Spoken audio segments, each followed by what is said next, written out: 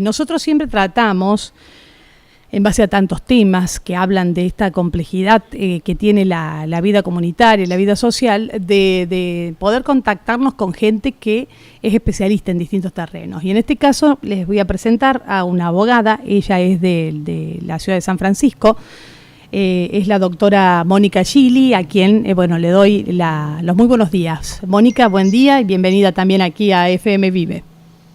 Hola Andrea, buenos días y buenos días para toda tu audiencia. Bueno, San Francisco que está post-temporal, con algunos inconvenientes de todo tipo, ¿no es cierto? Exactamente, técnicos y demás. Realmente fue un temporal muy fuerte, nos ha dejado sin teléfono, sin internet en muchos casos, pero bueno, de a poquito vamos recuperando la normalidad.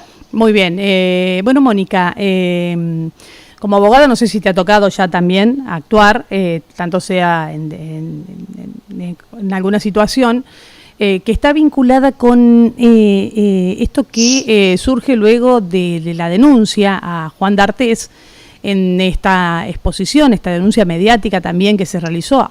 En ese caso también hubo una denuncia penal en el lugar donde tenía que hacerse. Y luego de eso nosotros hemos visto en distintos lugares, yo creo que San Francisco no es ajeno, acá en Las Varillas también pasó, que utilizando las redes sociales se han hecho denuncias, exponiendo situaciones de abuso con nombre y apellido, acusando a gente con nombre y apellido. Contanos un poquito cómo lo analizan desde el punto de vista legal. Bueno, yo creo que hay que diferenciar dos cosas. En el caso que fue tan público de D'Artés y esta actriz de Patito Feo, no recuerdo bien el nombre en este momento, pero ese es un caso en el que ha habido una denuncia judicial, por lo menos así pareciera de lo que se desprende de la conferencia de prensa que dieron este grupo de actrices, y en esa conferencia de prensa además se da el nombre del denunciado, dando por hecho que el hecho fue cometido por esta persona. Un análisis desde ese aspecto es la importancia primero de que haya habido una denuncia judicial previa. La denuncia abre un proceso de investigación que determina primero si existió el hecho y segundo quién es culpable de ese hecho. Lo riesgoso por ahí es que cuando todo se hace en forma mediática o en forma tan mediática como en este caso, es muy difícil después la vuelta atrás, porque supongamos que no se prueba el hecho o se prueba que el hecho no existió o se prueba que el supuesto culpable no es culpable. ¿Quién te saca el San Benito que te han colgado encima después, no? Claro. O sea, de inmediato cuando estas cosas se hacen públicas de esa manera, el supuesto autor, digamos, carga ya con una cuota de culpabilidad y de responsabilidad que es muy difícil que la revierta. No nos olvidemos que es la justicia quien tiene que probar la culpabilidad, que toda persona se presume inocente hasta que se demuestre lo contrario. Con esto no estoy haciendo una defensa ni de D'Artés ni de nadie que sea acusado de esa manera. Rescato, sí, el hecho de que se haya hecho una denuncia judicial. Claro. Distinta es la situación cuando la denuncia no es judicial, sino que es solamente mediática o a través de las redes sociales.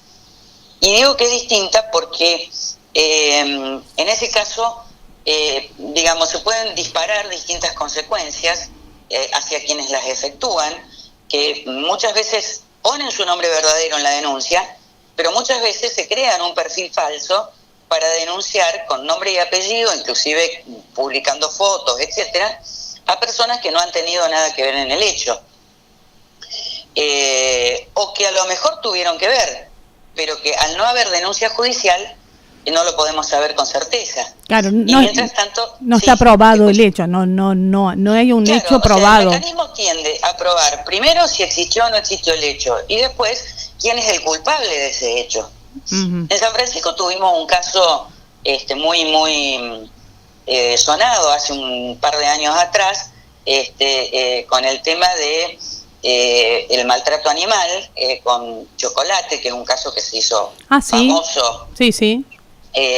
A nivel nacional. Que acusaron a un peluquero.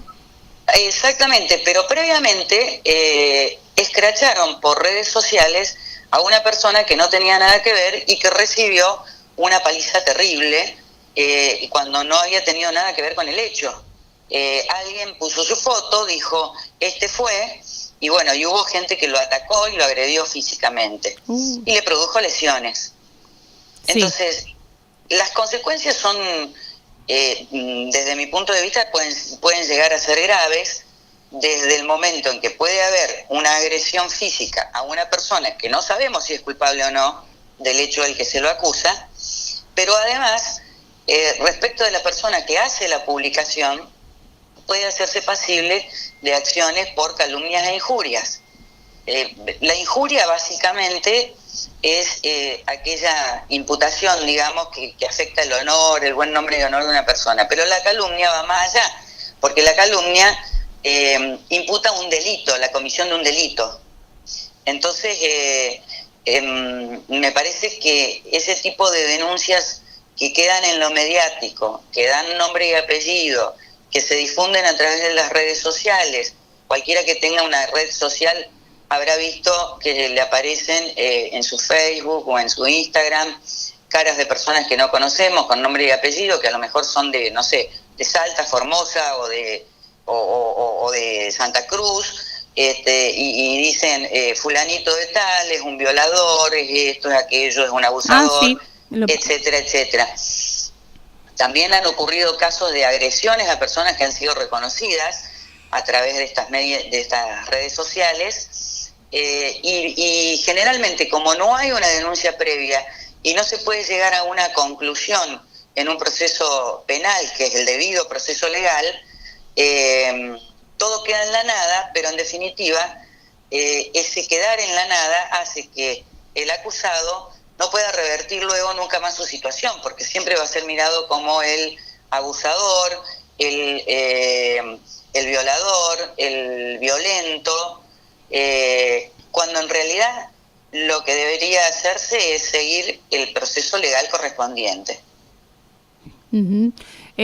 Bueno, y en relación a estos temas, ayer leíamos un escrito de una socióloga y apuntaba que este operativo o este fenómeno del escrache surge cuando se siente que la justicia ha traicionado. Sí, es verdad. Yo creo que la gente en este momento descree mucho de la justicia, y la justicia tiene tiempos muy lentos y procesos que son por ahí muy complicados, donde en el caso de los abusos generalmente implica una revictimización, porque hay que revivir todo, pero de todas maneras no me parece el camino correcto, me parece un camino sumamente peligroso, porque en definitiva termina siendo tomar justicia por mano propia, y uno nunca sabe, frente a las redes sociales, hasta dónde es verdad lo que se está diciendo y hasta dónde no. En relación a las redes sociales, que yo marco mucha diferencia, que la gente tiene que entenderlo, es muy notable con los medios, ¿viste? Nosotros, para tener un medio tenés que tener, en este caso en una radio, una licencia, tenés todos trámites realizados a nivel nacional en el NACOM, el propietario del medio tiene que tener innumerable cantidad de requisitos, y es una persona que es de carne y hueso o una persona jurídica que está conformada en el Registro Nacional de Comercio. Vos hablabas de que en las redes se pueden crear perfiles falsos. Si hay, que sabemos que es así, si hay perfiles falsos, Mónica, entonces nunca nadie va a ser responsable de lo que se publique. Ese es el grave problema. Hay que poner frente a una denuncia realizada con un perfil falso, probablemente, hay que hacer una denuncia, hay que esperar que la justicia ponga en marcha el mecanismo y ver si logra determinar, a través de pericias informáticas, que a lo mejor nos lleven a la dirección de IP, si es que se hizo desde una computadora o un teléfono privado, que nos lleven a ver quién es realmente el responsable de eso, lo cual es muy difícil. muy difícil, muy costoso y lleva mucho tiempo. Por eso yo digo que desde el anonimato es muy fácil denunciar. Sí, y también por un lado está eso, y también por otro lado, viste que nos hace pensar en tantas víctimas que hay, sobre todo de esta violencia que a veces es intrafamiliar o intragrupo, y que, bueno, han encontrado esta manera para expresar esta situación de abuso.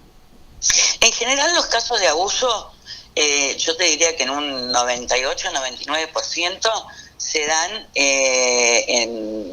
entre la gente más cercana, o sea, en el grupo familiar o en el grupo de amigos. Por eso también se tarda tanto en denunciar, porque hay una posición de temor, de dominación respecto del abusador, y de temor que se da respecto a la persona de la víctima, obviamente, ¿no? Sí, sí, sí. Pero yo creo que el camino correcto es la denuncia dentro de los cánones legales. Es muy riesgoso esto del scratch. El scratch en realidad fue un método que creo que se inventó por allá en la época de los hijos de desaparecidos, que frente a los condenados por la desaparición de sus padres y viendo que habían sido indultados y caminaban por la calle tranquilamente, recurrieron a este método como una forma de sanción social. Sí, pero estaban condenados. Exactamente, era gente que estaba condenada, eran delincuentes condenados y que habían quedado libres por una decisión en su momento del gobierno de Menem, que era una decisión política, digamos, política, legal, prevista dentro de los límites constitucionales, pero que provocó toda una repulsión social. Pero en realidad esta nueva modalidad de escrachar a la gente, hemos visto escrache hasta por accidentes de tránsito, y uno los ve en las redes sociales y no hay manera de comprobar si el hecho ocurrió o no ocurrió, y si ocurrió, si el culpable fue ese o fue otro. Claro. En definitiva, o sea, es un camino sumamente peligroso el que se está tomando en ese aspecto. Y el scratch, te pregunto también desde el punto de vista legal, viste que sobre todo las redes sociales, te tiro una a Facebook, no solo es el scratch, sino que después se suman todos los comentarios del scratch. Las personas que a lo mejor no están desde un perfil falso, sino que escriben algo ahí también desde el comentario, ¿también tienen niveles de responsabilidad ante casos de denuncia? Porque están contribuyendo, en definitiva. Supongamos que el hecho no fuera cierto, o que esa persona no fuera culpable, o que nunca se pudiera probar porque no se hizo denuncia judicial. ¿Estamos? Sí. Yo estoy contribuyendo, en definitiva, a difundir algo que puede ser una injuria o una calumnia.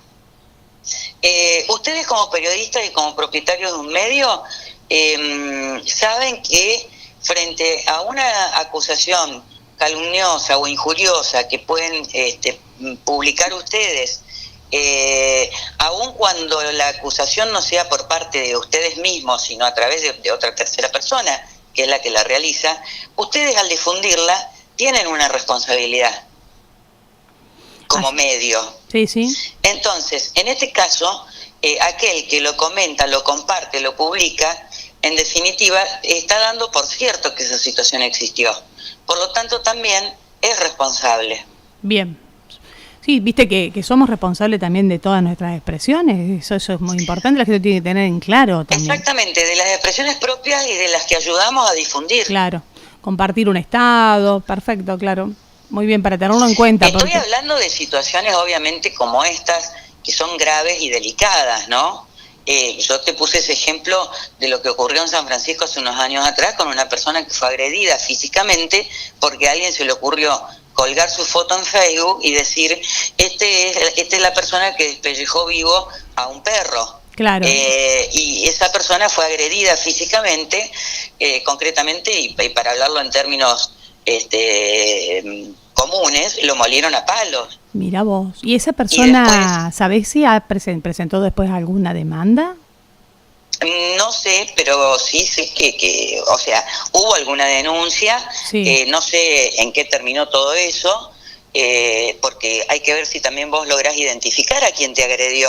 Claro. De pronto este señor venía caminando o en moto, no recuerdo, o en bicicleta a su casa, estaba llegando y lo agredieron físicamente de una manera terrible. Y resulta claro. que después él no tenía absolutamente nada que ver. Claro, qué situación también, claro, la violencia que se puede generar.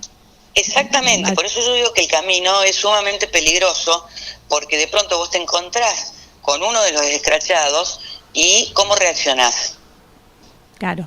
Sí, seguramente, así es. Te pregunto, Mónica, vos que sos una persona que tenés tanta experiencia también en el ámbito de la justicia, si tuvieses que se acercara a vos a alguien, una víctima, sobre todo por ahí una víctima que puede estar dentro de los menores de edad, ¿no es cierto? Sí. ¿Qué le aconsejarías? ¿Cuál es la mejor manera de hacer la denuncia? Que haga la denuncia, o sea, hay que hacer la denuncia, hay que hacer las pericias correspondientes, hay que decir quién fue o quién cree uno que fue, sí. Esa persona tiene que someterse también a pericias, o sea, el proceso es largo, es incordioso, es doloroso indudablemente, pero es la única manera de que estemos seguros de que el camino tomado es el correcto. Hace poco escuchaba por televisión a una psicóloga decir que no hay manera de determinar el perfil de un violador o de un abusador. Sí. Y sí, es verdad, a vos te pueden hacer una pericia y esa pericia no va a determinar si sos un abusador o un violador, pero sí va a determinar qué tipo de personalidad tenés, si sos un sociópata, si sos un psicópata, si sos un esquizofrénico, si sos un violento. Entonces la sumatoria de todas esas cosas es lo que hace a la prueba, en definitiva. Más allá de que hay pericias que cuando la denuncia se hace de manera inmediata, en un caso de abuso o de violación, la pericia médica, más allá de la psicológica o psiquiátrica que se haga, es determinante, porque lesiones siempre quedan. Claro, pero cuando pasó el tiempo, ¿es más complicado o no? Para mí es mucho más complicado a medida que pasa el tiempo. Y además es mucho más complicado probar la serie de indicios, digamos, que te pueden llevar, sumados a otras pruebas, a determinar que esa persona efectivamente ha sido culpable.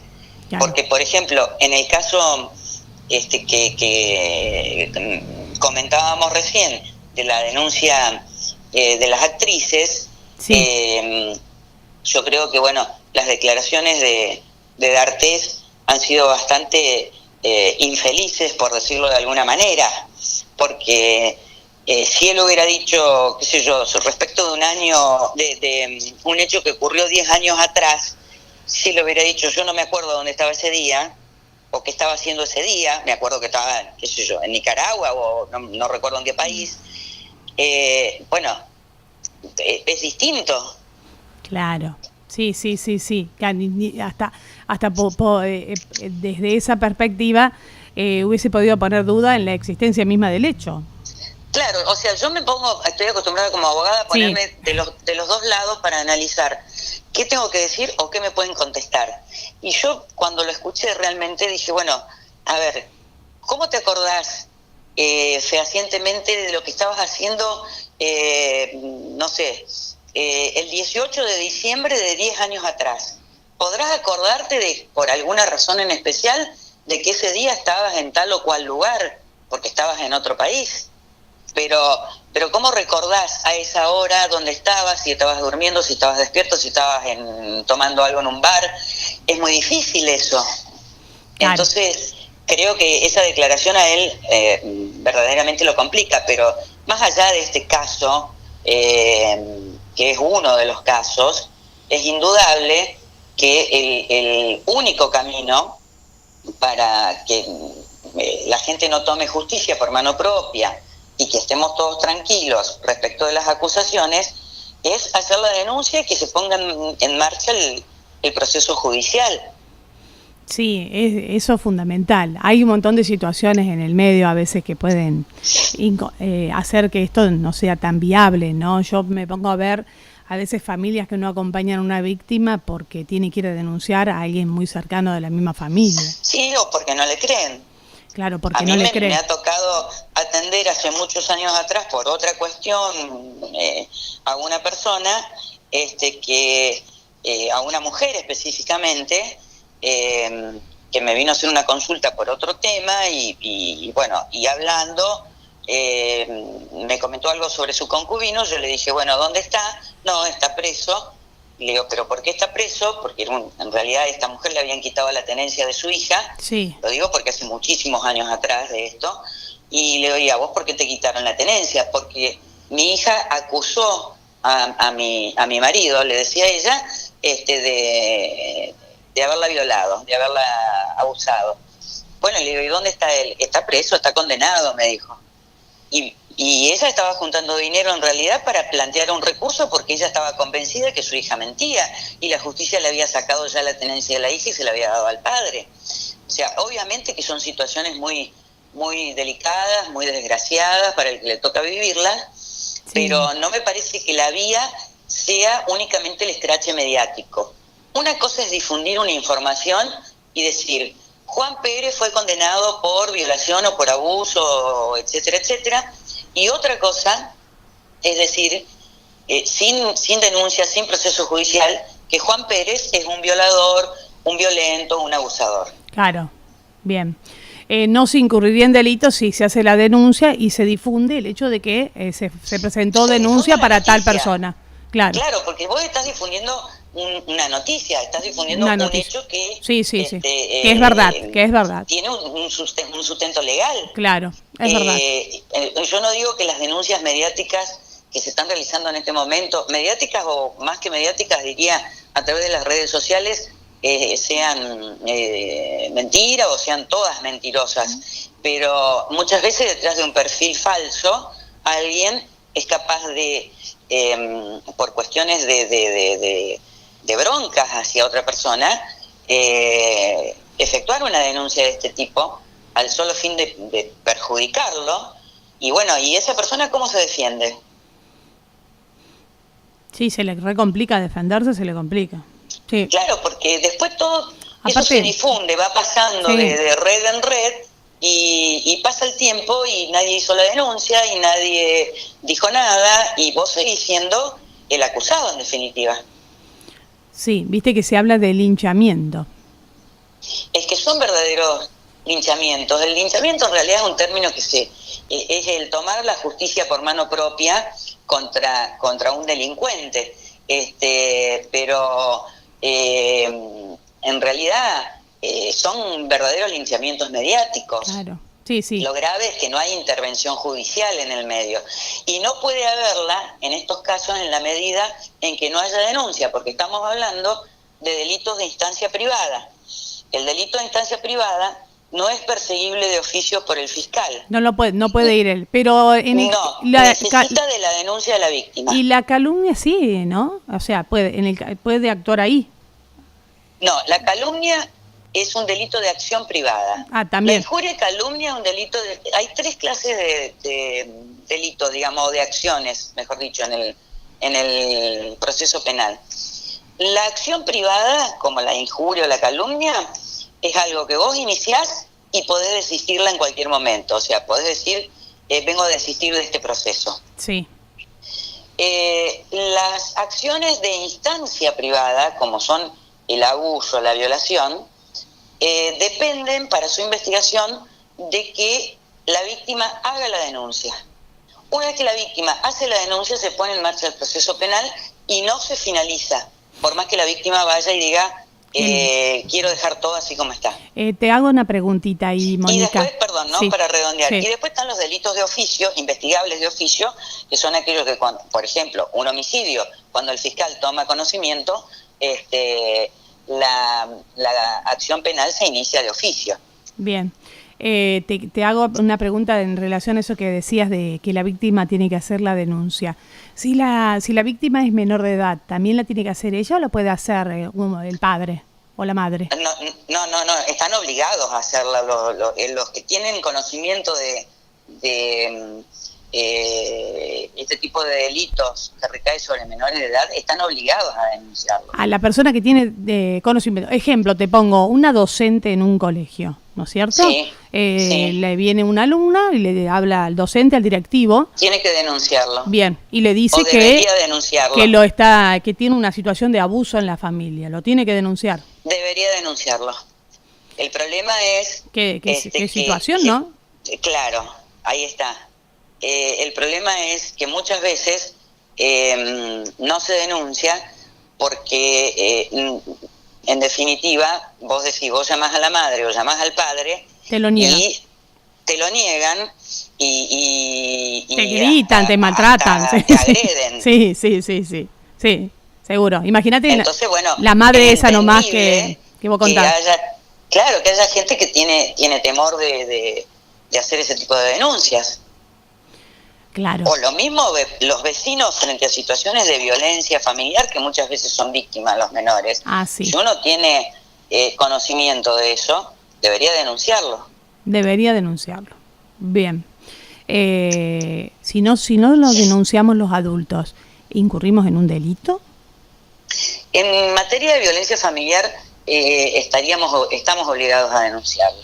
No incurrirías en un delito, o sea, podría ser un encubrimiento, pero bueno, dejemos de lado, me parece que ya es hilar muy fino, por ejemplo, analizar la situación de un docente, que en definitiva muchas veces no saben para dónde disparar frente a situaciones de este tipo, porque ni siquiera están asesorados en las escuelas sobre cómo reaccionar. Tengo amigas docentes que me comentan que llaman a los familiares no van, o se niegan por completo a reconocer los hechos, y tampoco ellas tienen la prueba fehaciente, simplemente tienen la sospecha de que puede estar pasando eso. Claro, sí, que es un tema muy complejo. Es un tema sumamente complicado, porque vos podés deducir de un alumno tuyo que puede estar pasando por una situación de violencia o de abuso, pero tampoco podés tener la certeza como para ir y denunciar penalmente. Sí, pero si el alumno creo que habla con el docente, con el director, a mí me parece que ya ahí... Sí, pero es muy raro que los alumnos hablen con el docente o el director, ¿no? Que lo admitan abiertamente. Sí. Los alumnos pueden, a través del equipo interdisciplinario del colegio, si es que el colegio lo tiene, a lo mejor dar algún indicio y ese equipo llegar a la conclusión de que puede ser que esté pasando por una situación de violencia o de abuso, etcétera, pero nadie puede tener la certeza en la medida en que alguien no lo reconozca o por lo y que se inicie todo este procedimiento de pericias físicas, pericias psicológicas, reunión de testimonios, indicios, que después cuando vos los analizás en el contexto del expediente te dan la pauta de si existe o no existe el abuso. Sí, es verdad. Bueno, pero yo creo que ahí se tiene que poner el gobierno también provincial, por eso viste que se está hablando de los protocolos y UEPC también tendría que trabajar bastante este tema, porque bueno, a veces se dan situaciones, nosotros sabemos que ha habido situaciones en donde, bueno, realmente se han hecho cargo docentes, directivos, pero complicadísimo lo que han tenido que vivir. No, es muy complicado, porque después generalmente vienen las amenazas de parte de la familia. Sí, más así, viste que nosotros vivimos un montón de cosas. Vivimos en pueblos grandes esto, o sea, exactamente. Acá la gente la ves en cualquier lado, en la carnicería, en la verdulería, en el supermercado.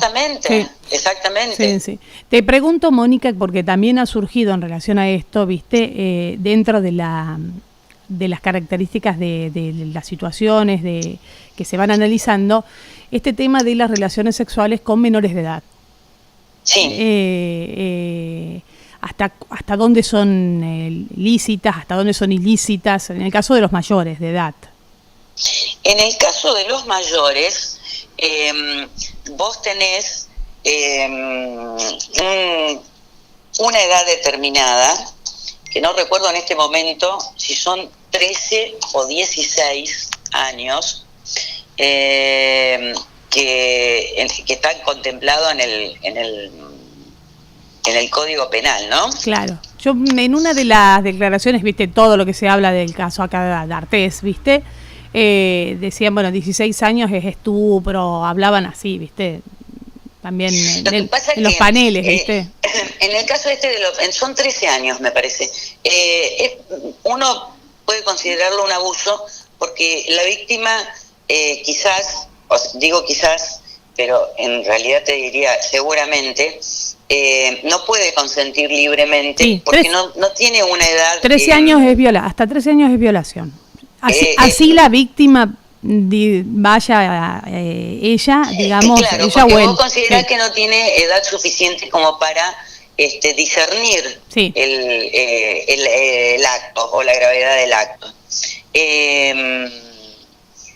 De todas maneras, hay obviamente porque hay una situación de inmadurez sexual. Sí.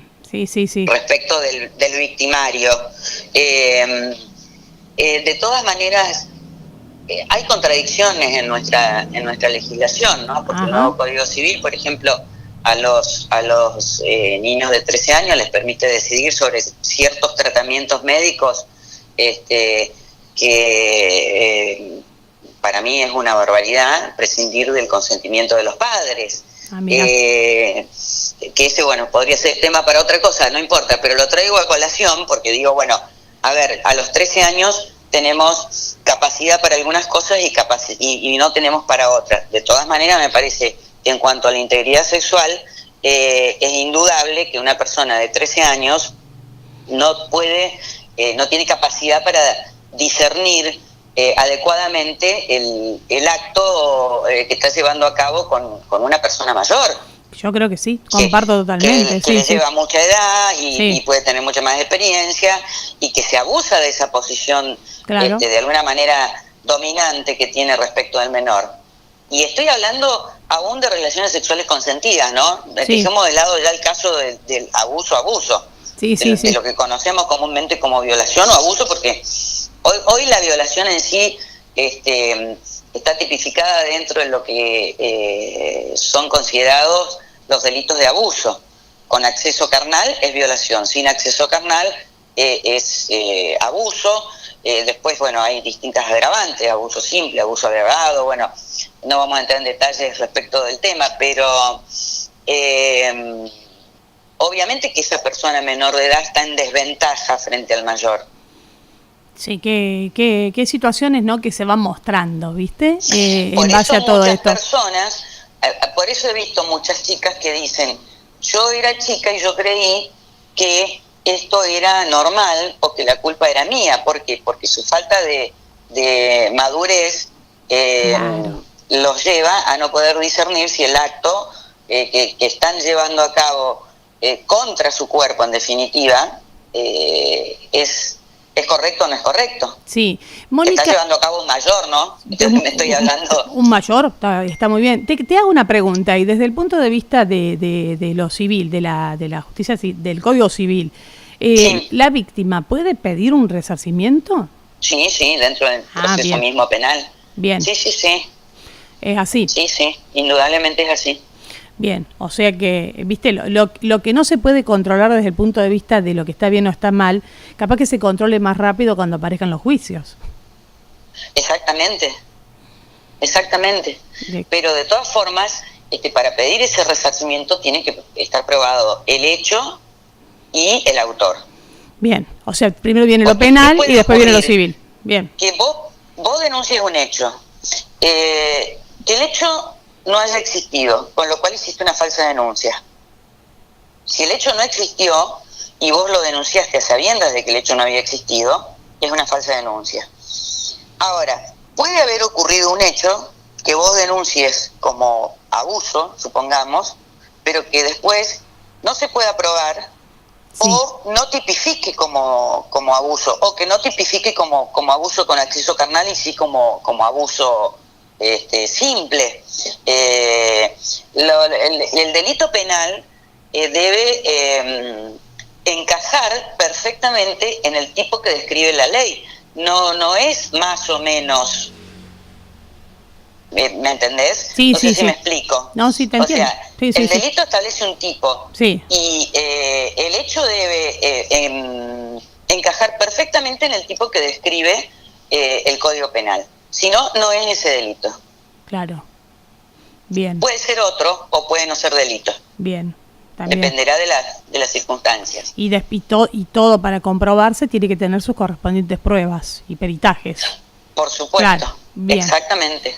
A y veces, garantizar el derecho de defensa del imputado. Claro, muy bien. Bueno. Que es lo que no garantizan estos escraches públicos que se hacen a través de las redes sociales.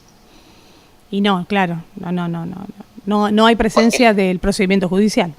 Exactamente. Te reitero, una cosa es que vos a través, supongamos, de la página de la radio o de un Facebook, des a conocer la noticia de que fulano de tal fue denunciado y juzgado por violación o está imputado, también, porque vos estás, lo cual significa que se está desarrollando el proceso, pero vos estás dando una noticia ahí. Y otra cosa es asegurar que es un violador o un abusador sin que haya una denuncia de por medio y un proceso judicial. Claro, muy bien. Sí, es que son estos tiempos que estamos viviendo, ¿no? Que, bueno, uno como un ejercicio que vos decís que haces, que te pones un poco de un lado, un poco del otro para ver las distintas posiciones que pueden tener, y uno ve de tanto sea de una parte como de la otra, bueno, tantas situaciones de dolor, ¿no? Que se pueden generar aún más, y que, bueno, desde tu postura como abogada, un espacio de solución es la justicia. Sí, yo sé que la gente descree de la justicia y los mismos abogados muchas veces descreemos o nos enojamos frente a determinadas situaciones que vemos, pero me parece que no queda otra. La otra alternativa es perfeccionar el proceso judicial lo mejor posible, como para que en casos como estos, que son de los peores delitos, en mi opinión por lo menos, la víctima no vuelva a sufrir lo que ya sufrió, sino que encuentre una solución verdaderamente y que encuentre, digamos, que le dé paz a su alma, claro, por decírtelo de alguna manera. Sí, sí. Porque volver atrás no va a poder, pero por lo menos tener la tranquilidad de que hay un sistema que respondió frente a eso y que respondió adecuadamente. Cosa que muchas veces tenemos que reconocer que el sistema judicial argentino en general no lo hace, y lo vemos frente a todos los casos, frente a casos de corrupción, frente a casos de abuso, frente a casos de violencia de género. Hay innumerables situaciones. El caso de la violación, del abuso sexual, y más cuando están involucrados los menores, yo creo que es uno de los peores delitos, y de los más dolorosos, tanto para la víctima como para la familia de la víctima, donde muchas veces el abusador está dentro de esa familia. Claro. Sí, o alguien cercano, ¿viste? O en el círculo más íntimo. Es verdad. Sí, que debe ser lo más doloroso también para las víctimas. También y muy difícil para seguir adelante. Bueno, pero lo importante es seguir adelante, y la justicia con su accionar puede ayudar, como bien decís vos, a traerle un poco de paz también a esta gente, ¿no? La justicia ha avanzado bastante en ese sentido en los últimos años, con equipos interdisciplinarios que llevan a cabo las pericias, que son muy cuidadosos, pero bueno, sí, las respuestas no son todo lo rápido que por ahí uno quisiera, ni dejan satisfecho a todo el mundo. Entonces, bueno, obviamente que la gente contra eso se levanta y se enoja, pero reitero, mi posición personal es que este tipo de escraches o linchamientos públicos con nombre y apellido, sin denuncias previas, sin un proceso penal, son sumamente peligrosos. Uh-huh. Bueno, Mónica, te agradecemos el tiempo que nos has destinado, y sobre todo te agradecemos, bueno, que hayas compartido todo este conocimiento que vos tenés en el ámbito legal también para bueno, dar a conocer un poco de informaciones y analizar estos fenómenos desde personas especializadas que hace años que vienen trabajando y hace años también que vienen lidiando con estas situaciones. Bueno, yo te agradezco a vos la llamada y a tu disposición como siempre. Bueno, muchas gracias nuevamente, ¿no? Un saludo grande. La palabra de la doctora Mónica Gili, una abogada con mucha experiencia que viene observando también este tipo de situaciones que se han desatado en relación a todo este fenómeno de denuncias que, como explicaba la abogada Gili, también se hace necesario que la denuncia se haga en el ámbito de la justicia, en el ámbito penal, y controlar un poco, ver bien qué pasa con esta metodología que se denomina de escrache, que algunos, como bien lo hemos dicho también aquí, lo ven como una salida ante la falta de respuesta de la justicia, y otros también, muchos lo ven como algo bastante peligroso, que se puede inclusive hasta llegar a descontrolar aún más. El aporte que hacemos también en estos temas que son tan polémicos, tan controversiales, pero tan nuestros, este aporte que hacemos desde la FM Vive 98.3.